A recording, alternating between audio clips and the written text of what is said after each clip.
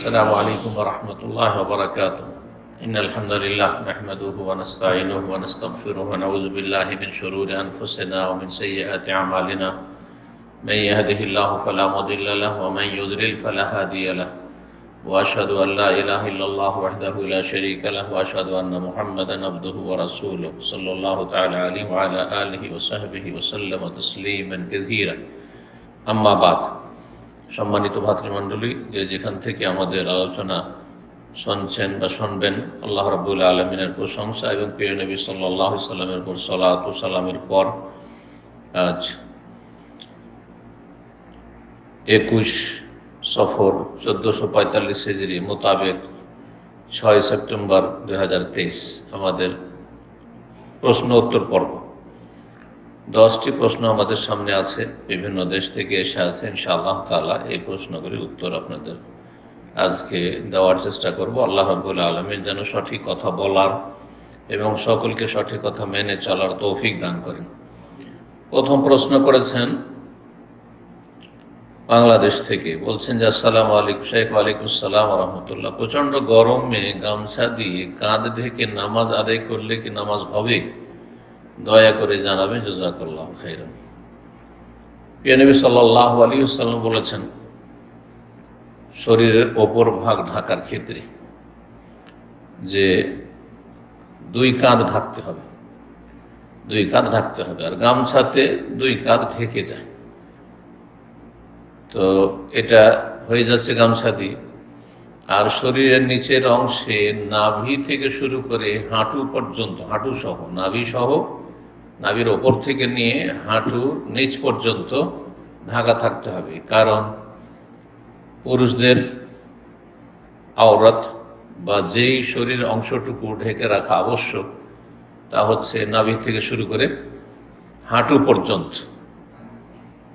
আর সালাতে এতটা ঢাকা নিচের অংশ অবশ্যই থাকতে হবে। হাঁটুর নিচে কাপড় না থাকলে অসুবিধা নেই। যেমন এই যে সামনে আমাদের মুরিবি সাহেবের কাপড় একটু উপরে আছে, ঠিক আছে, এটা ভালো, কিন্তু হাঁটু ঢাকা আছে। যারা প্যান্ট টাইট পরে, রুকু সিজদা যায়, নাভির নিচে কাপড় নেমে যায়, সালাত হবে না। রুকু সিজদায় যাওয়ার সময় যদি নাভির নিচে সামনের দিক থেকে পেছন দিক থেকে চলে যায়, তাহলে সালাত হবে না। গেঞ্জি ওপর দিকে টান দিচ্ছে আর নিচের দিকে প্যান্ট টান দিচ্ছে, আর মাঝখানে নাভি বা নাভি বরাবর থাকছে না, কাপড় খুলে যাচ্ছে, তাহলে সালাত হবে না। তো নিচের অংশ ঢাকা ফরজ বিল ইজমা, এতে কোনো ইখতিলাফ নেই। জি। আর ওপরের অংশ সম্পর্কে সহিহ বুখারী মুসলিমের হাদিস, নবী সাল্লাল্লাহু আলাইহি ওয়াসাল্লাম বলেছেন, লা ইউসাল্লি আহাদুকুম ফি সাওবিল ওয়াহিদ লাইসা আলা আতিকাইহি মিনহু শাই। সহিহ মুসলিম আতিকাই, কোন রিওয়ায়াতে রয়েছে আতিকিহি, এক বচন হোক আর দ্বিবচন হোক। কোন মুসলিম যেন, তোমাদের কেউ যেন সালাত আদায় না করে এমন অবস্থায় যে লাইসা আলা আতিকাইহি মিনহু শাই, দুই কাঁধের ওপর কোনো কাপড় নেই, মানে খালি গায়ে, ওপর দিয়ে খালি গায়ে, কাঁধ খোলা। সেন্টু গেঞ্জিতে সালাত পড়া জায়েজ নাই। কেন? সেন্টু গেঞ্জিতে কাঁধ খোলা থাকে, কাঁধ দেখা, সেজন্য জায়েজ নাই। কিন্তু গামছাতে যেহেতু দুই কাঁধ ঢাকা থাকছে, পেট পিঠ যদি খুলে যায় অসুবিধা নেই, জায়েজ আছে। ছোট গামছা, পিঠ কিছুটা খুলে যাচ্ছে, পেট খুলে যাচ্ছে, কিন্তু নাভি থেকে নিয়ে নিচের দিকে ঢাকা আছে, আর ওপর দিকে কাঁধে কাপড় আছে, যে কাঁধের কাপড় দিয়ে কাঁধ মোটামুটি ঢাকা হচ্ছে, তাহলে সালাত হয়ে যাবে, অসুবিধা নেই ইনশাআল্লাহ। তবে আল্লাহ রাব্বুল আলামিনের সামনে যত সুন্দর হয়ে দাঁড়াবেন তত ভালো। মহান আল্লাহ কোরআনে কারীমে নির্দেশ দিয়েছেন, ইয়া আইয়ুহাল্লাযীনা আমানু খুযু যিনাতাকুম ইনদা কুল্লি মসজিদ। হে ইমানদারগণ, তোমরা প্রত্যেক মসজিদে অর্থাৎ সিজদার সময়, সালাত আদায়ের সময় তোমরা তোমাদের সাজসজ্জা গ্রহণ করো। আর মানুষের শরীরের সবচেয়ে গুরুত্বপূর্ণ সাজ হচ্ছে কাপড়। দেখেন, আপনি কাপড় পরে থাকেন, দেখতে কত সুন্দর লাগছে। যত শরীর ঢাকা কাপড় পরবেন, আর বিবস্ত্র থাকেন, খালি গায়ে থাকেন, খালি পায়ে থাকেন, ছবি করে দেখেন, দেখতে কত খারাপ লাগে, কত খারাপ লাগে। তো জিনত হচ্ছে কাপড়। যত সুন্দর কাপড় পরবেন তত বেশি সাজসজ্জা হবে রব্বুল আলামিনের সামনে। সালাত অবস্থায় ভালো কাপড়ে আল্লাহর সামনে হাজির হওয়া উচিত। আমরা কোনো বড় মানুষের সামনে, কোনো অফিসে এমনকি বাইরে হ্যাঁ গেলে আমরা ভালো কাপড় পরি, যেখানে বিভিন্ন স্তরের লোকের সাথে দেখা সাক্ষাৎ হতে পারে। জি, 2 নম্বর প্রশ্ন বলছেন, আসসালামু আলাইকুম শেখ। ওয়ালাইকুম আসসালাম রহমতুল্লাহ। আমি লালগোলা মুর্শিদাবাদ থেকে বলছি, পশ্চিমবঙ্গ। আমার একটি প্রশ্ন, কারো বাড়িতে যদি সাপ ঢুকে তার করণীয় কি? সে কি সাপটিকে মারবে না সাপটিকে 3 বার বলবে তুমি চলে যাও?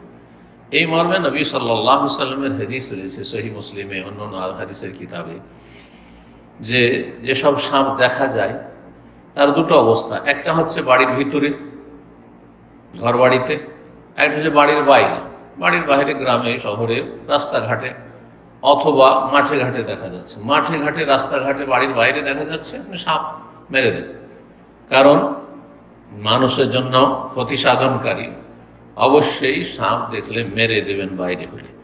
কিন্তু বাড়িতে যেসব সাপ দেখা যায় সেসব সাপকে হাদিসের ভাষায় আওয়ামেরুল বুয়ুত বলা হয়েছে।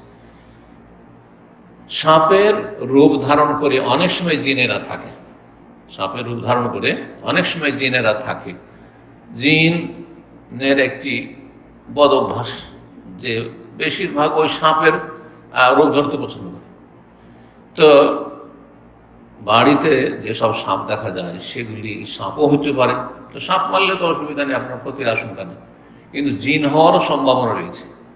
হ্যাঁ, জিন হওয়ারও সম্ভাবনা রয়েছে। তো জিনকে যদি মেরে দেন, সাপের রূপ ধারণ করে আছে, তখন জিনের দলেরা ওই সেই জিন যে তাকে মেরেছেন আপনি, তার আত্মীয় স্বজন আপনার ক্ষতি সাধন করতে পারে, আপনার পরিবার ছেলে মেয়ের প্রাণ নাশ করতে পারে বা ক্ষতি সাধন করতে পারে, এই সম্ভাবনা রয়েছে। সুতরাং নবী সাল্লাল্লাহু আলাইহি ওয়াসাল্লাম বলেছেন, তোমরা যখন বাড়িতে কোনো সাপ দেখবে তখন তাকে বলবে যে আল্লাহর কসম দিয়ে বলছি, অথবা তোমাকে ভালো করে বলছি, আর সেটা হচ্ছে যে তুমি বাড়ি থেকে বেরিয়ে যাও, বাড়ি থেকে চলে যাও। জি, 3 বার করে বলবে। আর এটা যে কোনো জায়গার বাড়ির সাপ হোক না কেন, এটি হচ্ছে অধিকাংশ ওলামাদের মত। কিন্তু কিছু ওলামারা বলেছেন শুধু মদিনার সাপের সাথে খাস করে দিয়ে বলছে, মদিনার বাড়ি ঘরে যদি সাপ দেখা যায় তাহলে সেগুলি জিন হওয়ার সম্ভাবনা রয়েছে। আর সেগুলি সম্পর্কে নবী সাল্লাল্লাহু আলাইহি ওয়াসাল্লাম হাদিস যে বাড়ির সাপকে মারতে নিষেধ করেছেন। বাকি মদিনা ছাড়া অন্য কোনো শহরের, অন্য কোনো জায়গার, অন্য কোনো গ্রামে, পৃথিবীর কোনো জায়গায় বাড়ির ভিতরে সাপ দেখলেও মেরে দেবেন, এটি আর একটি মত প্রসিদ্ধ। তবে সতর্ক করা ভালো, সতর্ক করবেন, আর তারপর সাপ চলে গেল, চলে যেতে দেন। সাপ সাধারণত মানুষ দেখলে পালিয়ে যায়, চলে যেতে দেন, বেরিয়ে চলে যেতে দেন। কিন্তু বাড়িতে বসে আছে, যাচ্ছেন না, আর মারবেন না, সেটা তো আপনার আপনার পরিবারের প্রাণ নাশ করতে পারে, দংশন করতে পারে। সুতরাং তখন মেরে দেবেন। 3 বার সতর্ক সাবধান করার পরে যদি না যায় মেরে দেবেন, তাহলে নিঃসন্দেহ। আল্লাহু আ'লাম। 3 নম্বর প্রশ্ন, আসসালামু আলাইকুম শেখ। ওয়ালাইকুম আসসালাম রাহমাতুল্লাহ। একজন সরকারি চাকরিজীবীকে 21শে ফেব্রুয়ারি, 16ই ডিসেম্বর ইত্যাদি জাতীয় দিবসে উপস্থিত হতে হয়। লোকটি যদি ফুল না দিয়ে অফিসিয়াল মিটিংয়ে উপস্থিত হয় তবে সেটা কি শিরক হবে? শিরক এত সহজে শিরক হয়ে যায় না।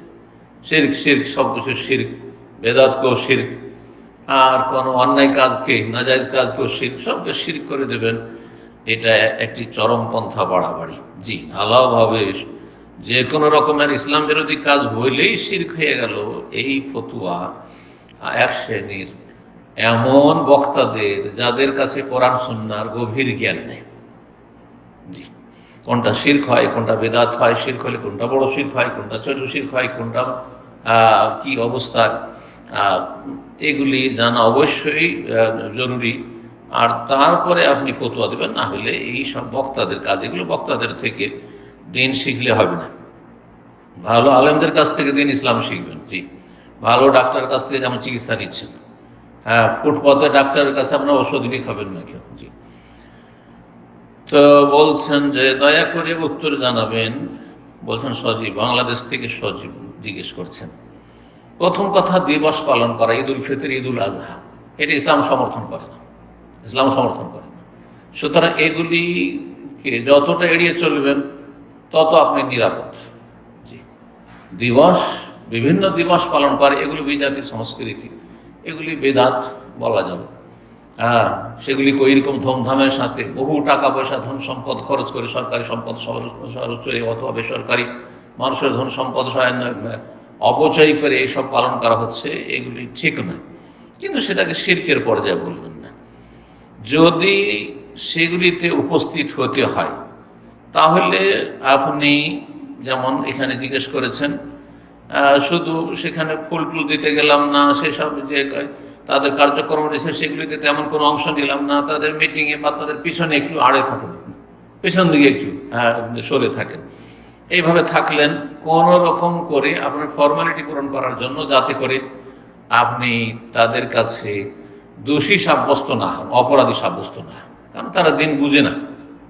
যদি তারা সত্যিকার দিন বুঝতো তাহলে এসব বাড়াবাড়ি করতো না বা অন্যায় কাজগুলি করতো না। আর যদি দেখেন যে আমি গেলেও তেমন এমন কিছু না, না গেলেও কিছু না, তাহলে যাবেন না। না গেলে কোনো ক্ষতি নেই, আমার চাকরির কোনো ক্ষতি নেই, আমার নিরাপত্তার কোনো ক্ষতি নেই, আমাকে কোনো জায়গাতে এমন নাই যে আমাকে ফাঁসিয়ে দিবে অথবা ক্ষতিগ্রস্ত হয়ে যাব আমি বা আমার পরিবার, তাহলে যাবেন না, এগুলি থেকে বেঁচে থাকবেন। আল্লাহ তাআলা। 4 নম্বর প্রশ্ন করেছেন, বলছেন আসসালামু আলাইকুম। ওয়ালাইকুম আসসালাম ওয়া রাহমাতুল্লাহ। আমি সালাত কায়েম করছি, তওবা করছি, এর সঙ্গে পিতামাতার উপর অত্যাচারও করছি, আউযুবিল্লাহ। কোরআন আমাকে কোন ব্যক্তির মধ্যে ফেলবে? আপনি কাবিরা গুনাহগার। ইসলাম শুধু ইবাদত বন্দেগীর নাম না, ইসলাম 3টি বিষয়ের সমষ্টি না। 3টাই যার পূর্ণ আছে সে আল্লাহর বাণী, উদখুলু ফিস সিলমে কাফা, ইসলামে পূর্ণরূপে প্রবেশ করো, এর উপর সে আমল করো। ইসলামে পূর্ণরূপে যদি প্রবেশ করতে হয় তো 3টি দিক আপনার ঠিক থাকতে হবে। আর যদি কিছু পালন করেন, কিছু পালন করেন না, তাহলে আযাবের সম্মুখীন হইতে হবে যদি আল্লাহ মাফ না করেন। আর কাবিরা গুনাহ হলে তওবা শর্ত। মানুষের হক নষ্ট করেন, বাপ মার হক নষ্ট করেন, বাপ মাকে কষ্ট দেন, ছেলেকে কষ্ট দেন, স্ত্রী কষ্ট দেন, আত্মীয় স্বজনের কষ্ট দেন, পাড়া প্রতিবেশী কষ্ট দেন, কোনো মুসলিমকে কষ্ট দেন, অমুসলিমকে অন্যায়ভাবে কষ্ট দেন, যদি মানুষের হক নষ্ট করেন তাহলে তাদের কাছ থেকে ক্ষমা নিতে হবে, না হলে আল্লাহ মাফ করবেন না। আল্লাহর হক আল্লাহ মাফ করে দেবেন আল্লাহর কাছে, শুধু তো আল্লাহ তুমি আমাকে মাফ করে দাও। কিন্তু মানুষের হক যদি নষ্ট করেন তাহলে আল্লাহর কাছে ক্ষমা চাইতে হবে, কারণ আল্লাহ নাফরমানি করেছেন। আর যেই মানুষকে আপনি কষ্ট দিয়েছেন, বাপ মাকে অথবা কাউকে, ছেলেকে মেয়েকে, কাউকে কষ্ট দিয়েছেন, কারো হক নষ্ট করেছেন, তার কাছে ক্ষমা নিতে হবে। সে যদি মাফ করে দেয়, ক্ষমা চাইলেন অথবা এমনিতে মাফ করলো, তাহলে ক্ষমা পাবেন, না হলে আল্লাহ ক্ষমা করবেন না, শাস্তি দেবেন। জি। তো জিজ্ঞেস করছেন যে একজন ব্যক্তি 5 ওয়াক্ত সালাত কায়েম করছে, ইবাদত তার ঠিক আছে। এটা বলছিলাম ইসলাম 3টি বিষয়ের নাম। একটা হচ্ছে আকীদার পরিশুদ্ধ, আকীদা পরিশুদ্ধ, আকীদার বিশুদ্ধতা, সহি আকীদা হইতে হবে, তাওহীদ আল্লাহর একত্ব প্রতিষ্ঠা করতে হবে, শিরক বেদাত মুক্ত হতে হবে, শিরক মুক্ত হতে হবে। আপনি মুসলিম, 5 ওয়াক্ত নামাজও পড়ছেন, রোজাও রাখছেন, যাকাত দিচ্ছেন, হজ করছেন, আপনি উমরা করছেন, আপনি মাশাআল্লাহ দাড়িও রেখেছেন, আর আপনি নফলও পড়ছেন, তাহাজ্জুদও পড়ছেন, আর দান খেরাতও করছেন, এদিকে মাজারে সিজদাও করছেন, পীরকে সিজদাও করছেন, আপনি এদিকে বেদাতে লিপ্ত রয়েছেন। না, শিরক মুক্ত হয়ে এক আল্লাহর জন্য ইবাদত নির্দিষ্ট করতে হবে, এক রাসূলের তরিকায় চলার চেষ্টা করতে হবে। এটা হচ্ছে আকীদার বিষয়, শিরক বেদাত মুক্ত হওয়া, তাওহীদ সুন্নাহ কায়েম করা জীবনে। 2 নম্বর দিক হচ্ছে ফরজ ওয়াজিবগুলি ঠিক করে আদায় করতে হবে, ইবাদত ঠিক হইতে হবে। ইবাদত দৈনিক 5 ওয়াক্ত সালাত, রমজান মাসের সিয়াম, পয়সা থাকলে বছরে যাকাত, আর যখন যখন যাকাত ওসুর যেমন রয়েছে, আর যদি পয়সা থাকে তাহলে বাইতুল্লাহ জীবনে একবার হজ করা, উমরা করা, আর যেসব ফরায়েজ ওয়াজিবাত রয়েছে, ফরজ ওয়াজিবগুলি ঠিক রাখতে হবে। হারাম কাবিরা থেকে বেঁচে থাকতে হবে। জি, কমপক্ষে কাবিরা থেকে বেঁচে থাকতে হবে। ছোট গুনাহ হচ্ছে, তার সাথে নেকি হচ্ছে, মাফ হয়ে যাবে ইনশাআল্লাহ। কিন্তু কাবিরা গুনাহ, বড় গুনাহ করে গেলে শুধু নেকি দিয়ে মাফ হবে না। আপনার নামাজ রোজা এই যে করছেন, এগুলো দিয়ে আপনার কাবিরা গুনাহ মাফ হবে না, বাপ মাকে কষ্ট দেওয়ার। তো এই ছিল 2 নম্বর। 3 নম্বর হচ্ছে আখলাক ও মুআমালাত, মানুষের সাথে আচার আচরণ ঠিক থাকতে হবে, চরিত্র ব্যবহার ঠিক থাকতে হবে, লেনদেন ঠিক থাকতে হবে। আপনি বাপ মায়ের হক নষ্ট করবেন না, বাপ মা ছেলে মেয়ের হক নষ্ট করবেন না। আপনি স্ত্রীর হক নষ্ট করবেন না, স্ত্রীকে কষ্ট দেবেন না, স্ত্রী স্বামীকে কষ্ট দেবেন না। এক পক্ষ থেকে না, মুআমালাত 2 পক্ষ থেকে হয়। যেমন বাপ বাপ মার সাথে আপনি অবিল ওয়ালিদাইন ইহসানা সদাচরণ করবেন, তো বাপ মায়ের জন্য ফরজের ছেলে মেয়েদের সাথে সদাচরণ করবে। এদিকে মেয়েদের বঞ্চিত করে চলে গেল, এদিকে ছেলেদের মধ্যে পার্থক্য হলো, এক ছেলেকে দিল আর এক ছেলেকে কমিয়ে দিল, এক ছেলের উপর জুলুম অত্যাচার করছে। হ্যাঁ, না, তাহলে আল্লাহর কাছে ফেসে যাবে। আল্লাহ যেমন ছেলে মেয়েকে ধরবেন বাপ মাকে কষ্ট দিলে, তেমন বাপ মা গুলো আল্লাহর কাছে সবাই বান্দা। আপনিও বান্দা, আপনার ছেলেও বান্দা, আমিও বান্দা, আমার বাবাও বান্দা। সুতরাং যদি কারো বাপ মা ছেলে মেয়ের উপর জুলুম করে, তবুও তার আল্লাহর কাছে পকড়াও হবে, ধরা খাবে। আর ছেলে মেয়ে যদি দুর্ব্যবহার করে, যেমনটা বলেছেন পিতা মাতার অত্যাচারও করছি, তাহলে আপনি কাবিরা গুনাহ করছেন। আল্লাহর কাছে ক্ষমা নেন তওবা করে, এবং অনুতপ্ত হন, তওবার শর্তগুলি পূরণ করুন। বাপ মায়ের কাছে আপনি ক্ষমা নেন, যদি বাপ মা ক্ষমা না করে আল্লাহ ক্ষমা করবেন না। ওয়াবিল ওয়ালিদাইনি ইহসান ওয়ালা তাকুল লাহুম উফ ফালা তাকুল লাহুম উফ। বাপ মাকে হেই হুই উহ বিরক্তি প্রকাশ করা, এটাও জায়েজ না, এটাও হারাম কাজ। জি, আল্লাহ হেদায়েত দান করুন, পূর্ণ মুসলমান হওয়া তৌফিক দান করুন। 5 নম্বর প্রশ্ন বলছেন, আসসালামু আলাইকুম। ওয়ালাইকুম আসসালাম ওয়া রাহমাতুল্লাহ। প্রশ্ন, জুমার খুতবায় লাঠি নেয়া নাকি সালাফিদের তৈরিকৃত বিদআত? জাযাকাল্লাহ খাইর। এটি যদি কোন মুসলিম বলে থাকে, ভুল বলেছে সেই ব্যক্তি, তার এই সম্পর্কে সঠিক ধারণা নেই, সেই জন্য বলেছে। নবী সাল্লাল্লাহু আলাইহি সাল্লামের বেশ কিছু হাদিস দ্বারা প্রমাণিত হাতে লাঠি নেওয়া অথবা কৌস ধনুক নেওয়া। তো এই বিষয়টিতে মালিকি মযহাবের উলামায়ে কেরাম, শাফি মযহাব এবং হাম্বলি 3 মযহাবের উলামায়ে কেরাম বলছেন যে জুমার খুতবার অবস্থায় লাঠি হাতে নেওয়া বা ধনুক হাতে নেওয়া হচ্ছে সুন্নাত, মুস্তাহাব, সুন্নাত। হানাফি মযহাবে সুন্নাত নাই। হাদিস এই মর্মে আবু দাউদে রয়েছে, আর হাদিসটি হচ্ছে হাসান, আমলযোগ্য হাদিস। সুতরাং লাঠি হাতে নিয়ে খুতবা দেওয়া সুন্নাত, তবে ওয়াজিব নাই। এখন কোন খতিব সাহেব হাতে লাঠি নিলেন না, আর আপনি এমন চরমপন্থা অবলম্বন করছেন, আপনি এমন সাহেব লাঠি ধরেন, লাঠি নেন আপনি, না, আপনি ফরজ করে দিচ্ছেন, আপনি ওয়াজিব করে দিচ্ছেন। ওয়াজিব করবেন, সুন্নতকে সুন্নত রাখেন, মুস্তাহাব কাজ মুস্তাহাব করলে ভালো করলেন, আর না করলে কোনো দোষের কথা নাই। বাড়াবাড়িও করবেন না যে লাঠি ছাড়া জুমার খুতবা দিয়েছে, তো জুমার খুতবা অসম্পূর্ণ, তাহলে আপনার অজ্ঞতা হয়েছে। আর যদি বলেন যে লাঠি হাতে নেওয়া এটি কারো তৈরিকৃত বিদআত, তাহলে এইটাও কিন্তু জাহালাতের প্রমাণ। জি, দিন সম্পর্কে ভালো জ্ঞান না থেকে সোশ্যাল মিডিয়া থেকে 2-4টা কথা কারো শুনে অথবা কারো পড়ে এইসব সিদ্ধান্ত বা এইসব কথা নিজে বলা, এটা কারো জন্য উচিত হবে না। আল্লাহ রাব্বুল আলামিন সঠিক বুঝদান করুন, মধ্যম পন্থা অবলম্বন করার তৌফিক দান করুন। 6 নম্বর প্রশ্ন বলছেন, আসসালামু আলাইকুম শাইখ। ওয়ালাইকুম আসসালাম ওয়া রাহমাতুল্লাহ। আমার একটা প্রশ্ন ছিল যে বর্তমান সমাজে যাদের নাম আব্দুর রহমান, আব্দুর রাজাক, আব্দুল খালেক, তাদের মানুষে আব্দ বাদ দিয়ে শুধু রাজ্জাক, রহমান বা খালেক নামে ডাকে। যারা ডাকে তারা মূর্খ, জাহেল। রাজ্জাক মানে রিজিক দাতা, রহমান মানে পরম করুণাময়, কোনো মানুষ হইতে পারে না, খালেক মানে সৃষ্টিকর্তা, কোনো মানুষ হইতে পারে না, তারা মূর্খ। এখন প্রশ্ন হলো, যে যে অঞ্চলের মানুষ আব্দ বাদ দিয়ে ডাকে, সে অঞ্চলে উক্ত নামগুলো রাখা কি সঠিক? অবশ্যই সঠিক। জাহেলদেরকে শিখাইতে হবে। মূর্খরা ভুল বলছে, সেজন্য আমরা আব্দুল খালেক নাম রাখবো না, আব্দুল জব্বার রাখবো না, আব্দুর রহমান রাখবো না, আব্দুর রাজ্জাক রাখবো না, এমন কথা নাই। জি, অবশ্যই রাখবো। এবং যারা দিন সম্পর্কে অবুঝ, জ্ঞান রাখে না, তাদেরকে শিখাইতে হবে। তালিমুল জাহিল এটি ফরজ কাজ, যারা যায় না তাদের জন্য শিখা ফরজ, আর যারা জানে তারা অন্যদেরকে শিখাবে, এইটাও ফারজে কিফায়া। জি। 7 নম্বর প্রশ্ন বলছেন, আসসালামু আলাইকুম শেখ। ওয়ালাইকুম আসসালাম ওয়া রাহমাতুল্লাহ। মেয়ে শিশুদের চুল মোড়ানো, মাথা নেড়া সম্পর্কে যদি কিছু বলতেন। অনেকে বলে মেয়েদের চুল মোড়ানো যাবে না, সে ছোট হোক বা বড়। জি, এই ক্ষেত্রে 2টি মত রয়েছে। একদল বলছেন যে কন্যা সন্তান বা মেয়ে ছোট হোক বা বড় হোক, তাদের মাথা মুন্ডন করা চলবে না। এই জন্য তারা 7 দিনের দিনে শিশু ভূমিষ্ঠ হওয়ার পরে মেয়ে যদি হয়, তো তার মাথা মুন্ডন করে না। এই মতটি বেশ কিছু উলামায়ে কেরাম বলেছেন। বিশেষ করে হাম্বলি ওলামায়ে কেরাম আর অনেক সালাফি ওলামায়ে কেরাম বলছেন যে মাথা মুন্ডন করা যাবে না। আর এই মর্মে তারা যে হাদিসটি পেশ করেছেন সেই হাদিসটি হচ্ছে নাহা রাসূলুল্লাহ আন তাহলিকাল মারআতু রাসাহা।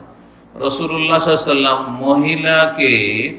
মহিলাদেরকে মাথা মুন্ডন করতে নিষেধ করেছেন। হাদিস নাসাইতে রয়েছে, তিরমিজিতে রয়েছে, কিন্তু হাদিসটি আল্লামা আলবানী রাহিমাহুল্লাহ অন্য মুহাদ্দিসরা যঈফ বলেছেন। হাদিস যঈফ, দুর্বল, এবং সিলসিলা যঈফা যে জাল যঈফ সিরিজ রয়েছে আল্লাহ আলবানীর, তার 678 নম্বর হাদিস এই হাদিসটা। হাদিস দুর্বল। এক নম্বর কথা হচ্ছে যে মাথা মুন্ডন করা নিষেধ করেছেন, হাদিসটি দুর্বল। তারপরে মাথা মুন্ডন নিষেধ বড় মেয়েদের জন্য। মহিলা কাকে বলে? এটা ছোট্ট মেয়ে, 7 দিনের হয়েছে, অথবা 1 বছর, 2 বছর, 5 বছর, 7 বছর বছর, মহিলা বলবেন নাকি? কোন ভাষায় মহিলা বলবেন? বিন্তু বলবেন, তাই না? তাহলে সে মহিলা না। তাহলে এই হাদিস যদি ধরেন যে আমলযোগ্য, বা আরো অন্যান্য হাদিস রয়েছে যে মেয়েরা দাবি রাখে কি সে আল্লাহ মেয়েদের সৃষ্টি করেছেন সাজার জন্য, সাজবে, এই জন্য তাদের জন্য অলংকার জায়েজ। আমাদের জন্য অলংকার জায়েজ নয়, পুরুষদের জন্য। ঠিক, চুল মেয়েদের এটা হচ্ছে জিনত, সেই জন্য মাথা মুন্ডন মেয়েদের জন্য জায়েজ নয়, যদি কোনো রকম এমার্জেন্সি না হয়, জরুরি চিকিৎসার জন্য, সেটা ভিন্ন বিষয়। তো মহিলাদের মাথা মুন্ডন করা জায়েজ নয়, কিন্তু ছোট বাচ্চাকে তার বলা হয় না যে এই হাদিস দলিলে পেশ করবেন। এই জন্য মালিকি মাযহাবের উলামায়ে কেরাম, শাফিঈ মাযহাবের উলামায়ে কেরাম বলেছেন যে জায়েজ রয়েছে ছোটদের, বিশেষ করে সপ্তম দিনে, বা সপ্তম দিনে না করলে তারপরে, কিন্তু সপ্তম দিনের কথা হাদিসে রয়েছে যে ময়লা আবর্জনা দূর করবে, সেই দিনে আকিকা দিবে, সেই দিনে নাম রাখবে, আর সেই দিনে যে ময়লা আবর্জনা দূর করার ব্যাখ্যাতে বলা হয়েছে যে মাথা মুন্ডন করবে। তো মাথা মুন্ডন সেই দিনে যদি করা সম্ভব না হয়, অনেকে কচি থাকে আর সেই সময় মাথা মুন্ডন হয়তো অনেকে করতে চান না, ঠিক আছে, তারপরে করে নেন, করা যেতে পারে। আল্লাহ তাআলা আলাম। আমি এটিকে পছন্দ করি, এই মতটিকে, মালিকি এবং শাফি মাযহাবে যে বলা হয়েছে। বাইহাকির একটি হাদিস রয়েছে যে ফাতেমা রাদিয়াল্লাহু তাআলা আনহা, হাসান, হুসাইন, যায়নাব, উম্মে কুলসুম, ফাতেমা রাদিয়াল্লাহু তাআলা আনহা 2 ছেলে 2 মেয়ে, হাসান, হুসেন, এদের নাম আপনারা জানেন, কিন্তু যায়নাব, কুলসুম 2 মেয়ে ছিল। তাদের কি করেছেন? তাদের মাথা মুন্ডন করে চুল বরাবর, হাদিসে চুল বরাবর কি করেছেন? চুল পরিমাণ চাঁদি সাদকা করেছেন। তাহলে বোঝা গেল যে তাহলে যায়নাব, উম্মে কুলসুম মাথা মুন্ডন করেছেন। আল্লাহু আ'লাম। 8 নম্বর প্রশ্ন বলছেন, আসসালামু আলাইকুম শেখ। ওয়ালাইকুম আসসালাম রাহমাতুল্লাহ। কেউ যদি বারবার একই গুনাহ করে তওবা করে, আবারও একই গুনাহ লিপ্ত হয়, তওবা করে, এর পরিণতি কি? আর এটা থেকে বাঁচার উপায় কি? এর পরিণতি হচ্ছে, প্রথম কথা, সেই ব্যক্তি দুর্বল ঈমানের মানুষ। আল্লাহ পরকালে এবং আল্লাহর পাকড়াও, আল্লাহ ধরবেন গুনাহ করে মরলে, আর যে কোনো সময় মরণ হয়ে যেতে পারে, এক্ষুনি মরণ হইতে পারে। কে বলতে পারবে যে আজকে আমি মরবো না? কে বলতে পারবে যে আমি আরো 2-4 ঘন্টা বাঁচবো? কোনো ব্যক্তি পৃথিবী বলতে পারবে না। এমনকি কোনো কাফের নাস্তিকও বলবে না যে আমি নিশ্চিত বলছি যে আমি আর 1 ঘন্টা বাঁচবো। ব্যতিক্রম হইতে পারে, যে কোনো সময় মত চলে আসতে পারে মুহূর্তের ভিতরে। তাহলে আপনি তওবা করছেন, বারবার আবার গুনাহ করছেন, তো আপনি উল্টো দিকে ফিরে যাচ্ছেন। দুনিয়ার ক্ষেত্রে রাস্তা ভুল প্রমাণিত হয়েছে আপনার কাছে। কোন এক জায়গায় যাচ্ছেন, এখান থেকে মক্কা যাচ্ছেন, মদিনা যাচ্ছেন, রাস্তা ভুল জানার পরে আপনি ফিরে এলেন যে না রে, ভুল করে দিয়েছি রাস্তা, চল সোজা রাস্তা, মক্কার রাস্তা ধরি, দিয়ে আবার একটু আসার পরে আবার ভুল রাস্তা। ইচ্ছা করে যাবেন নাকি? ইচ্ছে করে কোনো বোকাও যাবে না দুনিয়ার ক্ষেত্রে। রাস্তা যখন বুঝে গেছে ভুল রাস্তা, সেই রাস্তায় কোনো মূর্খও যাবে না, অশিক্ষিত যাবে না, কেউ যাবে না।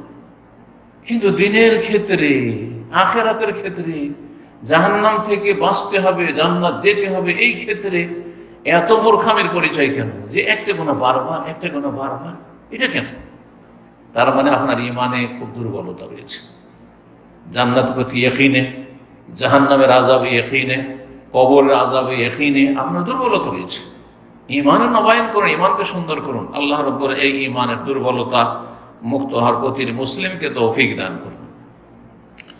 আর তারপরেও যদি শয়তান পদস্খলন ঘটায় যে একটি গুনাহ বারবার হয়ে যাচ্ছে, অনেকগুলি বদ অভ্যাস আছে। যেমন কেউ সিগারেট, ধূমপান, জর্দা তওবা করলে আর খাবো না, তার আবার নেশা থামতে পারে না, আবার খেয়ে নিচ্ছে।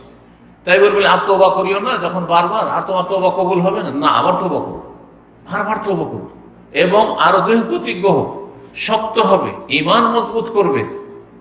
এইভাবে সে গুনাহ থেকে মুক্ত হওয়ার চেষ্টা করবে। এইরকমই আরো যেসব বদ অভ্যাস মানুষের আছে, অনেক বদ অভ্যাস রয়েছে, যে বদ অভ্যাসগুলি তওবা করার পরেও মানুষ আবার সেদিকে চলে যায়।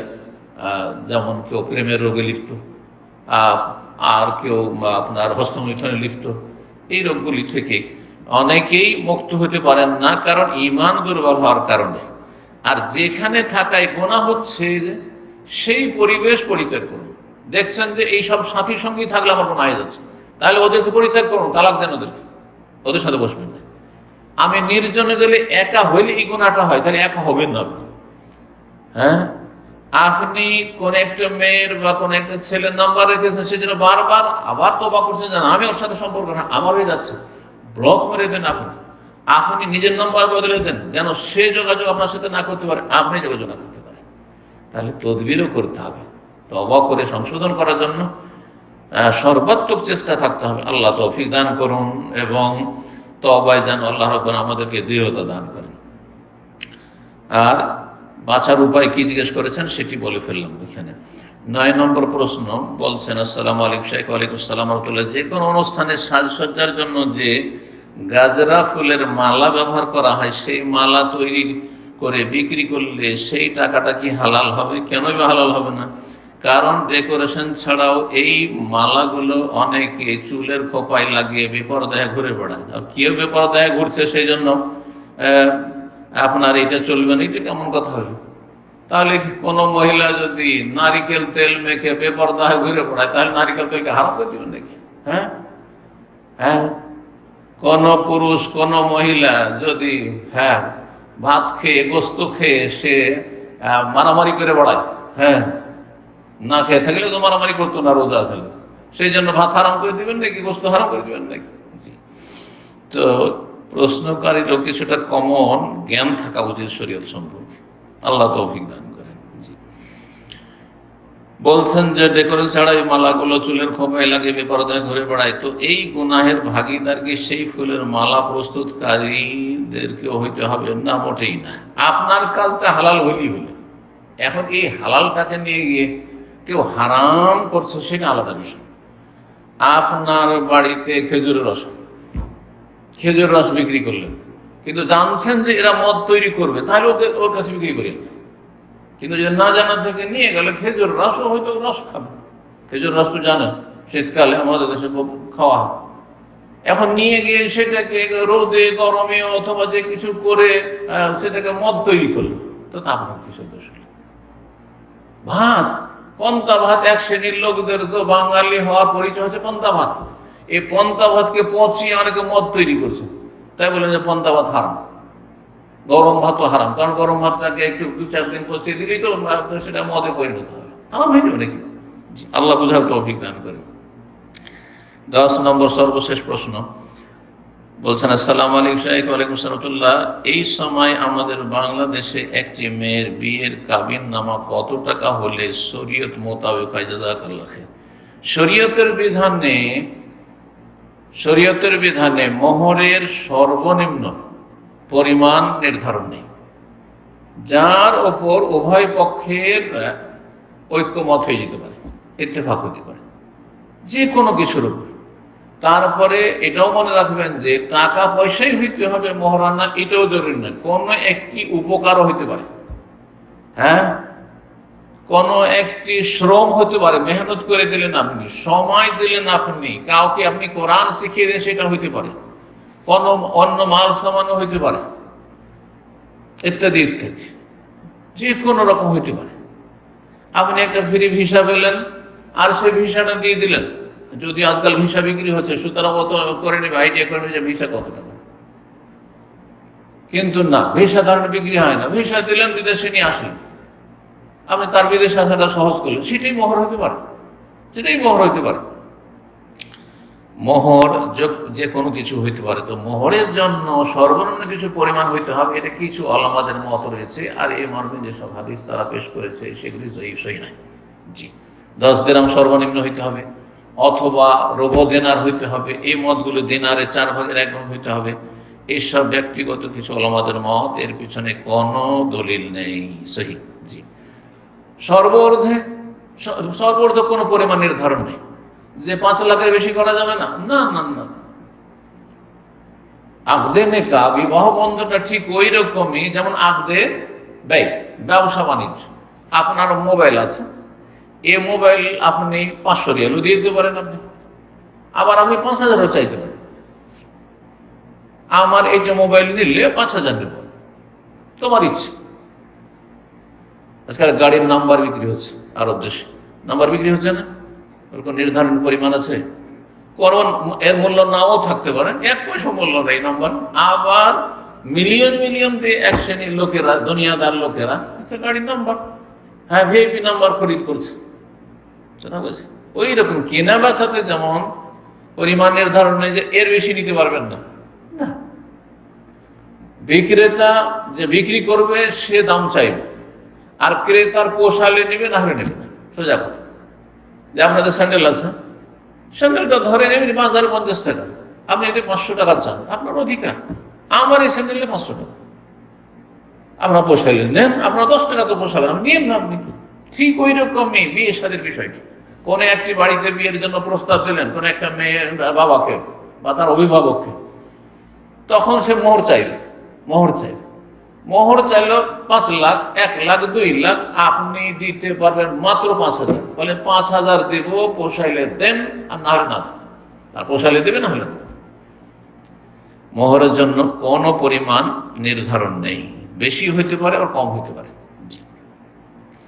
তবে এখানে জেনে রাখা ভালো যে যদি কেউ জিজ্ঞাসা করে যে সুন্নতি মোহর, তাহলে নবী সাল্লাল্লাহু আলাইহি সাল্লামের আজওয়াজ উম্মাহাতুল মুমিনিন, নবী সাল্লাল্লাহু আলাইহি সাল্লামের সহধর্মিণীগণের অধিকাংশের মোহরানা ছিল আপনার 12 উকিয়া, 12.5 উকিয়া।